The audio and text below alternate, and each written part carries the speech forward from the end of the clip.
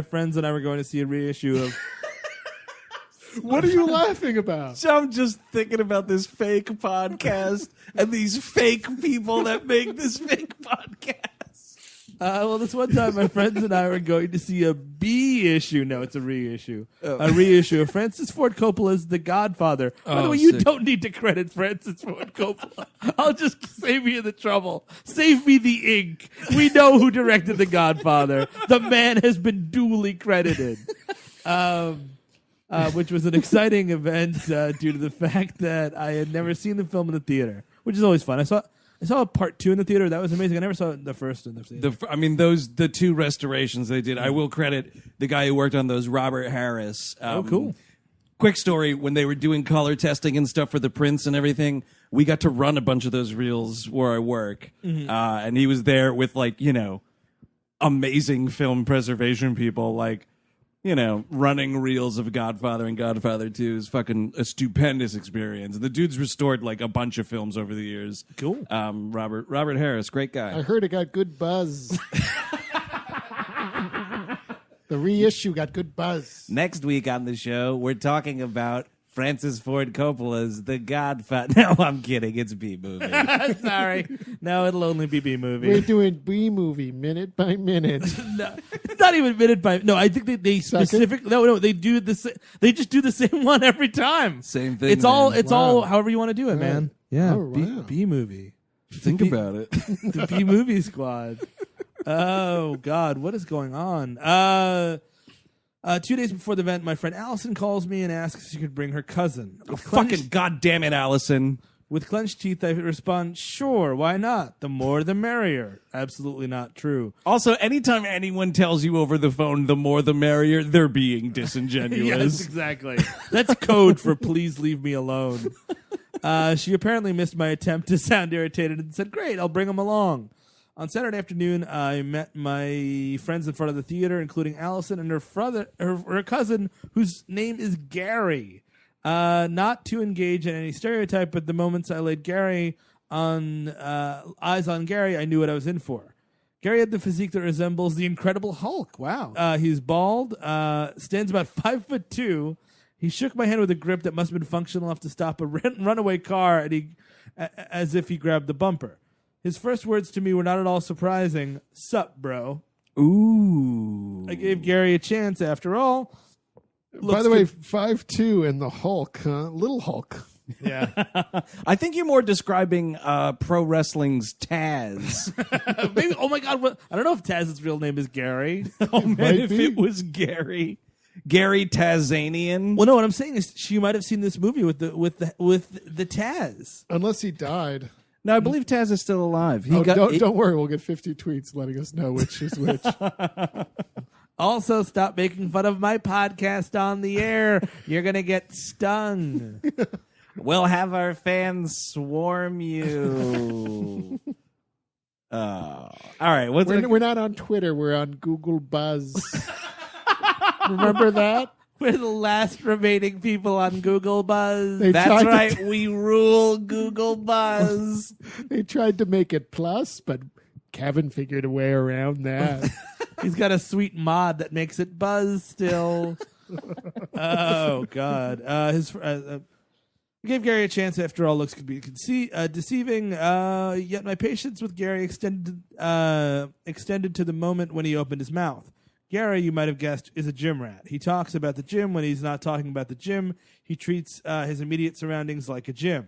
We had an hour wait before the movie, so we had to watch Gary using various implements such as counters, video game machines, like exercise equipment. Man, is that annoying! Wow, that sucks. When I saw Zodiac in theaters, there were some dudes doing some dips. They got bored with the movie because Zodiac was kind of a misleading movie. Everyone thought it was going to be Seven, or everybody thought it was going to be like a serial killer movie. Yeah, that's bad trailers. It turned out to be a really good movie. Quite an excellent movie. It was an opening Friday kind of a thing, and these dudes were doing dips and hilariously yelled out, "Man, I should have just seen Norbit." By the way, side note: Ted Cruz is the Zodiac killer. Oh, right. Yeah. Oh, right. I can't wait for the John Carroll Lynch movie about Ted Cruz. Man, by the way, see the film The Invitation with John Carroll Lynch. He is one of this country's finest actors. He's great. He is amazing in that movie. When Gary started to talk, my patience went out the window. I admit I'm a rather doughy fellow. Sure. Who isn't? I admit to Oh, you can't say that. I admit to having a torrid threesome with Little Debbie and Mrs. Fields, and I don't apologize for it. Good for you, man. I'm a couch potato. These are things that Gary saw as a challenge. As I sat in the lobby, Gary started to recruit me to his gym, to his weightlifting regimen. Yeah, Oh, my God. Don't do me any fucking favors, man. If you want to make a public spectacle of yourself being an ass by doing fake push-ups on a fucking Mortal Kombat 2 video game or whatever, that's your business. Don't make other people join you. It's taken me a while to create this body, and I'm proud of it. Also, I'm willing to wait an hour to see a movie that came out 40 years ago. You do the fucking math. Exactly. Recruit me is showing off his physique and while making comments about my burger belly. Oh, that's just Look rude. like you got a burger belly there, bro. As he explained the importance of a cardio workout, you can imagine that the light went out in my eyes. I simply sat there while maintaining a slew of not interested.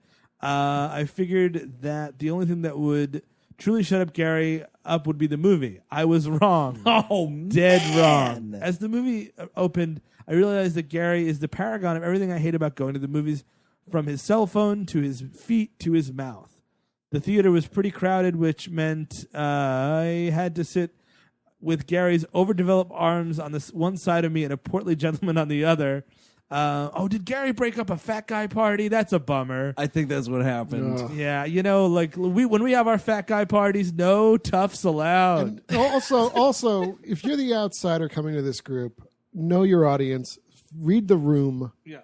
And you're in this instance The best person there? his machismo is not going to go over well. Exactly. Yeah, because he's the best person there. Is he? So that's the way he's thinking of it. He's like, Right. look at all these fucking sweat But hogs. even if you are the best, if you think you're the best person there, don't announce it. You're just being a jerk. Work out in the lobby quietly. Squeezed between these individuals, I got no armrest, which meant my soda had to be on the floor between my feet. I hate that. man. I hate Yeah, that's that. a tough one. That's a long movie to be sitting that way, too. Figuring that the movie would be the biscuit that would finally be shoved in Gary's mouth, the commentary started almost as soon as the movie did. In spotting Clemenza, the rotund general in Corleone's army, Gary began a long and aggravated commentary that included a scenario of how he would work on Clemenza's weight problem. That guy's been dead for 40 years, dude. Like, leave That's why he's not in part 2. He fucking died. That's like that. You're not even being a theater comedian. What are you even doing? You're borderline crazy. He's at this apparently yelling this out. Hey, Clemenza, how about cutting back on the cannolis? How would you next fix Dom DeLuise's weight problem? He's also dead. I had a fantasy of my own of Clemenza driving Gary out to the edge of town and putting a bullet in the back of his big fat head. During the scene in which Clemenza gives Michael an impromptu lesson on how to make spaghetti sauce, Gary crossed his arms and said, no way, bro. Never going to get healthy like that.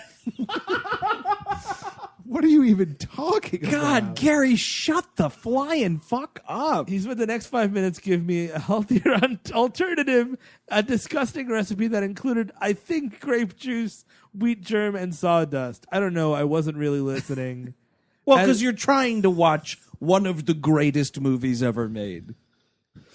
As the movie went on, Gary became bored. With that, out came the cell phone. Bored with The Godfather. Now I'm pissed. This caused the gentleman behind us to lean forward. Man, this is trouble. When you're, and thankfully this never happened to me, but if you're responsible for this person because they're in your group. You're in the now, group. And now it's like, oh, those people were using those cell phones. Yep. Those people were You're looped talking. in with Gary, and it's impossible to break that once it happens. You're fucking blacklisted in the theater now. This caused the gentleman behind us to lean forward and politely ask, "Sir, could you please turn off your cell phone?" With that, Gary jumped up, turned turned around and said, "You want to pay my fucking cell phone bill? No, I want you for to get off yours, you fucking idiot. You pay for this phone, and I'll turn the fucker off.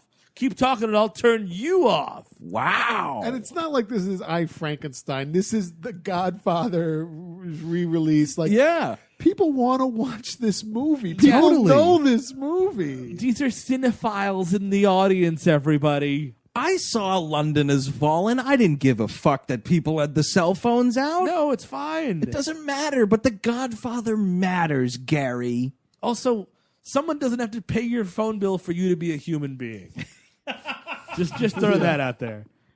Personally, I was glad for the moment because it meant that I had time to breathe after being seated between the fat guy next to me for him and the fat guy next to me for the last half hour. At some point, I believe just before Sonny beats the shit out of his brother-in-law Carlo, best scene of the movie. Oh, Or it's hard to say that, but it's one of the best. It's a great one. Gary became very animated. In his seat, he launched into a specific fit, and at first I mistook for an epileptic seizure. Looking at his phone, he said, "What the fuck?" And he jumped out of the seat and out of the auditorium and did not return. Oh, that's nice. Allison soon followed, but I remained in my seat for the rest of the movie. Goddamn right. When the movie ended, I walked out and saw Allison standing on the sidewalk outside. When I joined her, she pointed at Gary, who was a few feet away, talking to someone on his phone. The sight of this very short, very muscular man pacing back and forth, vigorously barking at someone on the phone was quite a sight. I asked Allison what was going on, and she told me that Gary's girlfriend had broken up with him via text. Take that, you dickhead. Shitty thing to do, I thought, but then again, I've met Gary, so I kind of get it. When he was finished his cell phone call, Gary did the thing that most rational people would do. He smashed it against a brick wall. Well, I bet that dude in the theater's happy he didn't offer to fit the bill for Gary. Yeah, right. He took across the parking lot, and Allison asked, where are you going? Gary angrily yelled over his shoulder, "I'm going to the gym, because where the fuck else would I be going?" Oh, that's the saddest thing I've heard. This is like, dude, take it down a notch. With that, he got into his Ford F-150 pickup. Nice. And as he drove... Gary's doing all right for himself. And as he drove by us with the stereo blasting Night Rangers